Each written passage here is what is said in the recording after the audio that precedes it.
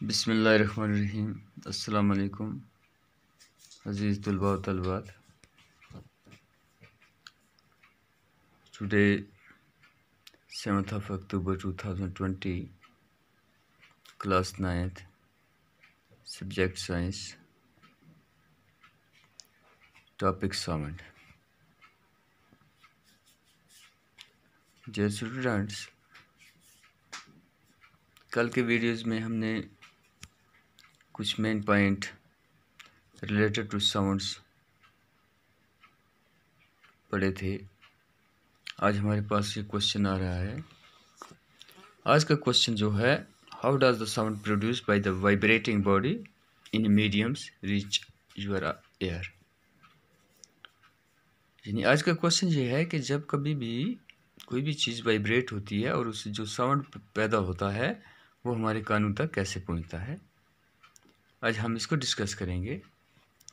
जैसा कि कल वाले वीडियो में हमने ये पढ़ा कि साउंड जो है, साउंड फॉर्म ऑफ एनर्जी है और साउंड को भी एक जगह से दूसरी जगह तक पहुंचने में मीडियम की ज़रूरत होती है, यानी किसी हेल्प की ज़रूरत होती है, चाहे वो एयर हो चाहे वो कोई ऑब्जेक्ट हो।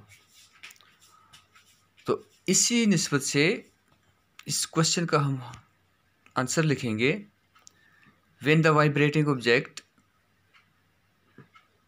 यानी सच एज टर्निंग फॉक, ये बेटो जो है ये टर्निंग फॉक है, और स्कूल बेल जो फेमिलियर है हम स्कूल की घंटी, moves forwards then it compresses the air. यानी जब हम उसको स्ट्रक करते हैं तो वो उससे जो वेव्स निकलती है वो फॉरवर्ड होती है, उससे किस में निकलती है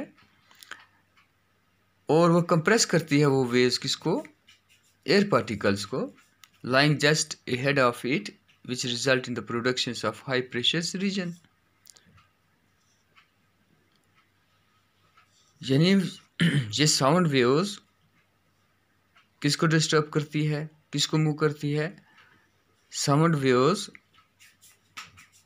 एयर वेव्स को, एयर को डिस्टर्ब करती है, और जिस वक्त वो एयर्स के अंदर मूवमेंट आती है साउंड के प्रेशर की वजह से, तो वो मूवमेंट हमारे किस तक पहुंचती है जी, कानों तक पहुंचती है।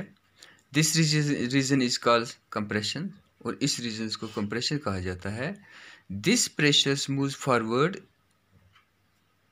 इन the directions in which the object is vibrating, और ये जो प्रेशर्स प्रोड्यूस होता है ड्यू टू स्ट्राइकिंग ये फॉरवर्ड्स की तरफ मूव करता है वाइब्रेटिंग बॉडी से।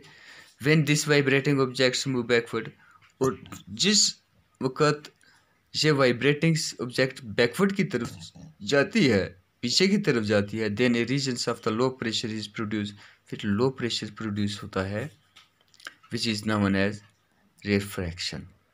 अब यहाँ दो बातें होगी, एक है कंप्रेशन, दूसरा है रेफ्रैक्शन, यानी backward and forward.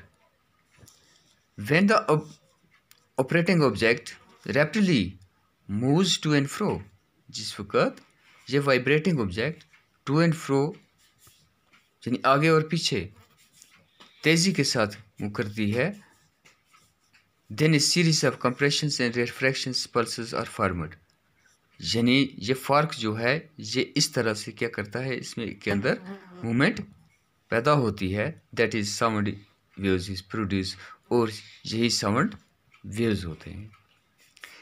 In this ways the transmissions of sound is caused in the form of transmissions of change in the density which reaches our ears and forces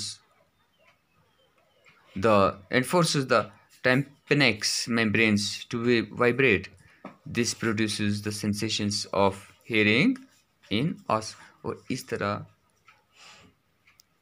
से हम आवाज़ को सुन पाते हैं। यानी इसमें डायग्राम में ये हमें बताया गया है, यानी ये एक फॉर्क है, जिस वक्त इस फॉर्क को हम स्ट्रक करते हैं तो इसके अंदर मूवमेंट पैदा होती है, यानी दो किस्म की मूवमेंट है, जहाँ ये इस इसका एजेस जो है फॉर का, यानी ये कंप्रेशंस इस तरफ और रेफ्रैक्शंस बैकवर्ड की तरफ। तो ये जो वेव्स जो हैं इसी फॉर्म में साउंड जो है जो ट्रेवल करता है, यानी वाइब्रेटिंग बॉडी से दूसरी बॉडी तक। तो इसी तरीके से हम किसको साउंड को हेयर कर सकते हैं। मैं रिपीट करता हूँ एक बार। कहता है हमारे पास क्वेश्चन था, how does the sound produce by the vibrating object in a mediums reach yours air. इसका आंसर है हमारे पास, when the vibrating object such as turning fork such as tuning fork, when the vibrating object such as tuning fork or school bells move forward, then it compresses the air particles lying just ahead of it, which results in productions of high pressure region. This region is called compression. This pressure moves forward in the direction in which the object is vibrating. When this vibrating object moves backwards, then a region of low pressure is produced, which is known as rarefaction. When the vibrating object rapidly moves to and fro, then a series of compressions and rarefactions pulses are formed, that is, sound waves is produced. In this way, the transmissions of sound is caused in the form of transmissions of change in the density, which reaches our ears and forces the tympanic membrane to vibrate. This produces the sensations of hearings in us. तो dear students, ये आज का हमारा question था। कल फिर मुलाकात होगी, तब तक के लिए इजाज़त। अल्लाह हाफ़िज़।